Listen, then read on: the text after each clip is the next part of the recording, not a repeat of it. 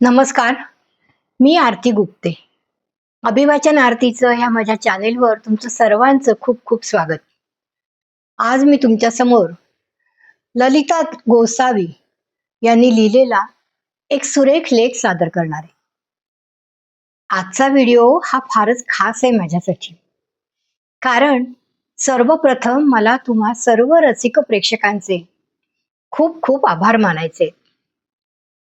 मला सांगायला अतिशय आनंद होत आहे की अभिनेत्री प्रोडक्शन तर्फे आम्ही श्रुती म्हणजे श्रुती पारकर आणि आम्ही दोघींनी श्रुती ही फिल्म 26 फेब्रुवारीला रिलीज केली होती. आणि आज ही फिल्म 1 लाखापेक्षा जास्त लोकांनी पाहिली आहे. आणि अजून लोक पाहतच आहेत. पण 1 लाख व्ह्युअर्स क्रॉस केले, हा 1 लाखाचा टप्पा पार केल्याबद्दल सर्व टीमचे आणि मायबाप प्रेक्षकांचे खूप खूप आभार. खूपच आज आम्हाला आनंद होतोय.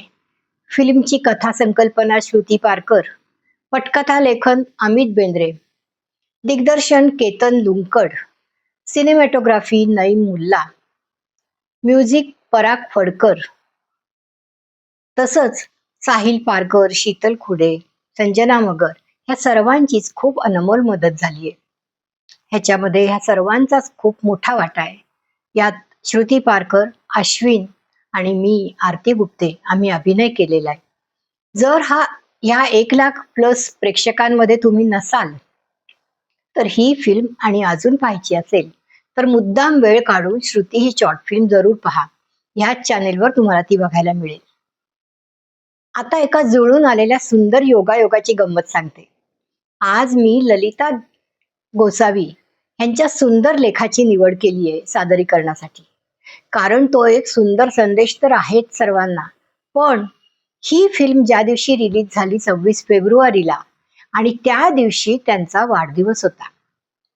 त्या मला शुभेच्छा देताना सुद्धा म्हणाल्या की माझ्या वाढदिवसाला तुमची नवीन फिल्म रिलीज होतीये श्रुती, आणि ही माझ्या कायम लक्षात राहील.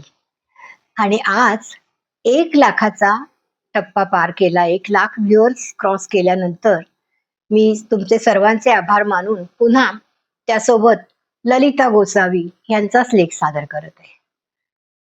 लेखाचं शीर्षक आहे संदेश, प्रकृतीने दिलेला अप्रतिम संदेश. ऐकूया तर. एकाच झाडाच्या एकाच फांदीला लागलेली 2 फळं, त्यात एक पिकलेलं तर एक अगदी कच्च. आता पहा, दोघांनाही अन्न पुरवठा करणारं खोड मात्र एकच. तरी असं का? कारण निसर्ग पण त्याचा नियम चुकवत नाही.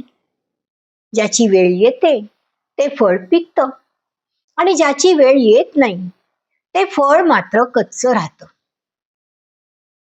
हा एक अप्रतिम संदेश आहे आणि हा संदेश आपल्या जीवनालाही लागू होत असतो. ज्याची वेळ येते तो यश संपादन करतो, तर ज्याची वेळ आलेली नसते तो अपयशी ठरतो. यश आणि अपयशाच्या परिमाणामध्ये माणूस स्वतःला मोजत बसतो. कुणाच्या वाट्याला यश तर कुणाच्या वाट्याला अपयश. मग आलेल्या यश अपयशाची तुलना आपल्या सोयीप्रमाणे केली जाते. यश अपयशाची तुलना ही प्रगतीची वैरी आहे.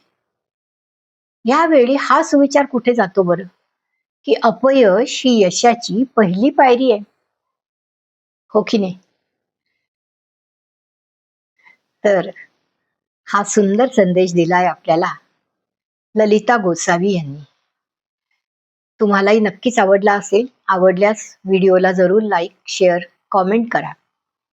आणि अजूनपर्यंत चॅनेलला सबस्क्राईब केलं नसेल किंवा नवीन असाल चॅनेलला तर जरूर सबस्क्राईब करा. पुन्हा एकदा सर्व रसिक मायबाप प्रेक्षकांचे धन्यवाद.